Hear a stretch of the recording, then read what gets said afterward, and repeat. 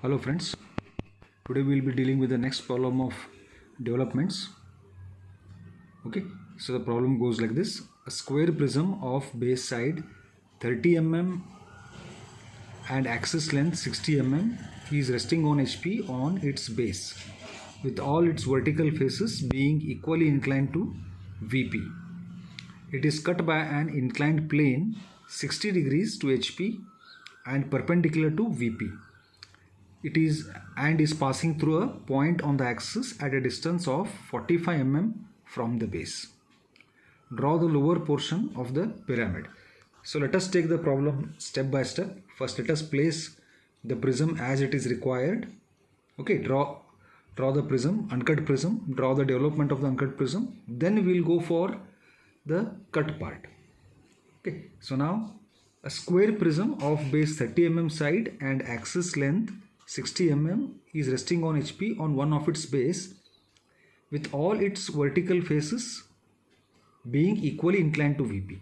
So when can I say that all the faces are equally inclined to VP? So if you look at the adjoining figure here, okay, this is a square face. Okay, so suppose this is a square. Now if I want to have all the square prism, say if I want to have all these lines, all these four lines equally inclined to VP, then how should it be placed? This is the manner in which it has to be placed. Just see, this line is inclined at 45 degrees to VP. Similarly, the parallel to this line, if you extend it, this angle is 45 degrees to VP. Take this line, this is inclined at 45 degrees to VP. Parallel to this line is this line. Okay, you extend this angle is 45. So this is the only position where the square prism, all the sides, vertical sides of the square prism are equally inclined at 45 degrees at 2 VP. That is, all are at 45 degrees.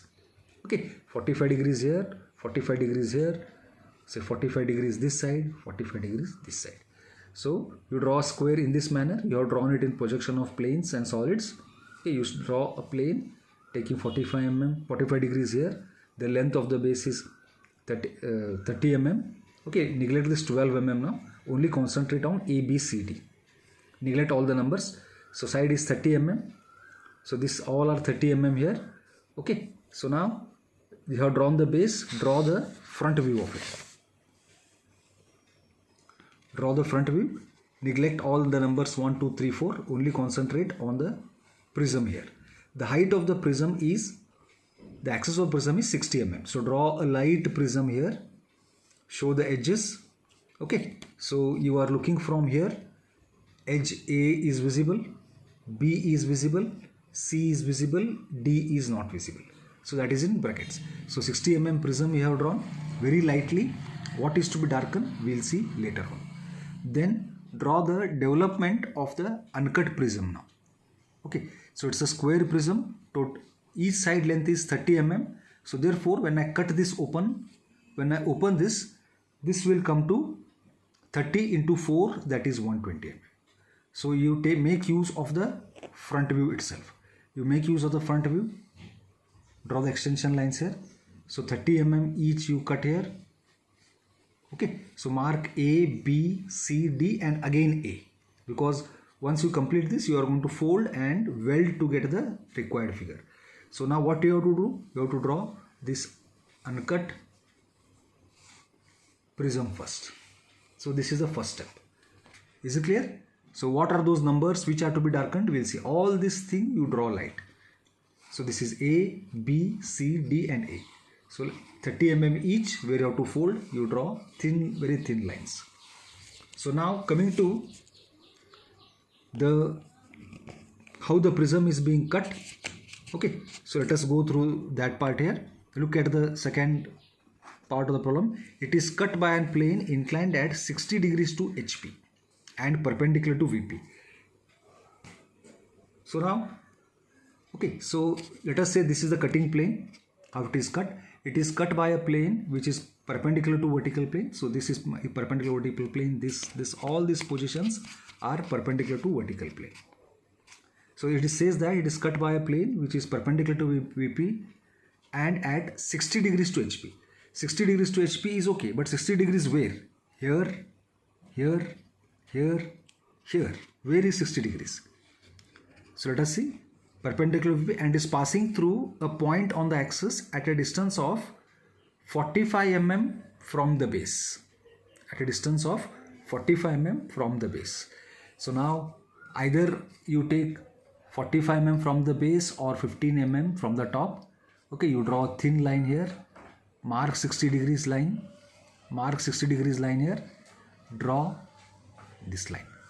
So this is where it is cut. So 60 degrees and it passes through A. So it is cut. It cuts it like this. So whatever is the retained part, you darken it. Now I have to draw the development of this part.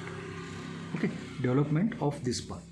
So now either, like I told you, either you take 45 mm from the base or 15 mm from the top base, whichever. So in the first problem which we had solved, here you see the solid is a through cut.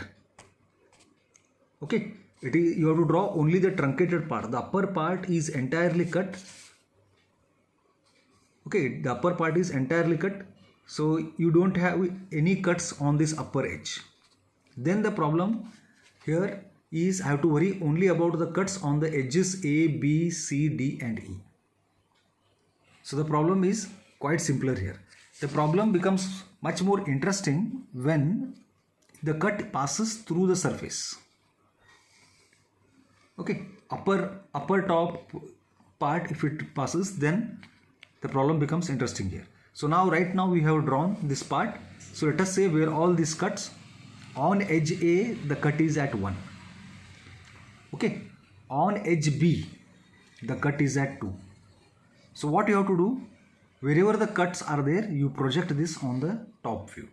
See, the upper surface also cut is there, you project this on the top view. So these lines are the places where you will have to mark the cuttings now.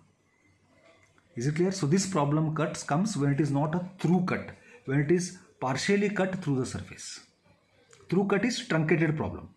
Here it is cut in this manner, some part of the upper surface is visible. So what you have done, additional work, you have extended all the cut parts here on the top view. So here in the top view you will understand where all the cuts are. Cut on A is 1, here you can mark 1. Cut on B is 2, you can mark 2. Now just see this line I find a line over here, the cut line. So I'll name it as 3. It is in between B and C.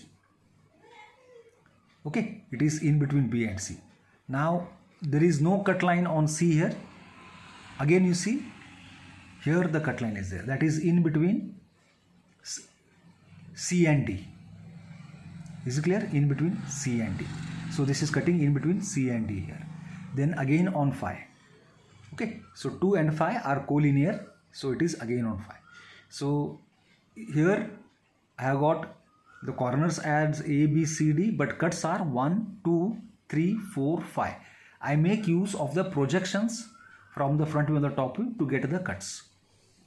So now one by one we'll project this on the developed part. Edge A cut is 1 here. Okay, another edge A I have got, same thing I will repeat. So one part is over. Okay, whatever marking you have done, point you have marked, same point you mark over here. Now coming to second edge, second cut is on B. So straight away you mark it on B. Now the third cut, if you see, it is somewhere between B and C. Somewhere between B and C. So now where should I mark here? It is somewhere over here. Where should I mark? So here I won't get the true length. The true length can be obtained from the top view. Just see, the square is in true length. So from B to 3, once I measure, I get it as 12 mm. So from B, say this is B, I have again written for simplicity, B to 3 is 12 mm. You measure it from here, show it here, and then measure from B to 3, 12 mm. Okay, then next third, fourth cut is here. Fourth cut is here. So it is somewhere between D and C. Somewhere between D and C, that is this edge and this length. So I will measure distance from D to 4 say. Okay, D to 4 or C to 4, whichever. So you have measured from D to 4, again the length comes to 12 mm. So this is HD, D to 4, 12 mm you mark. Or else if you have taken from C to 4, you will have to mark it from C to 4 over here. Is it clear? So you have to make use of the top view. So you have got 12 mm here, then cut phi is on HD. You can see the top view here, cut phi is on HD, straight away cut phi you have got 1, you have already marked. So join point 1 to 2, you darken it, 2 to 3, 3 to 4, 4 to 5, 5 to 1, and the bottom part 1 to A and A to A again. So wherever you are going to fold it, you darken those lines also. Thick lines, HB pencil or 0.4 mm thickness. Okay, so this concept of not knowing where the cut is when it cuts the upper part. Okay, the accurate distance can be obtained from the top view. Is it clear? If it is a truncated, if the cut was like this, so only thing you have to worry about was the edges. But since it is cutting one surface, it is not a through cut, it is a partial cut, then you will have to make use of top views. You have to just project this on these top views. So automatically you will get the distances here, true length. So one point you will have to remember that development, this part is always in true length. Okay, all the lengths, the side lengths, this length, all will be in true length. So whatever markings you have done, all are of true length. Okay, yes. So we'll be doing next problem later on.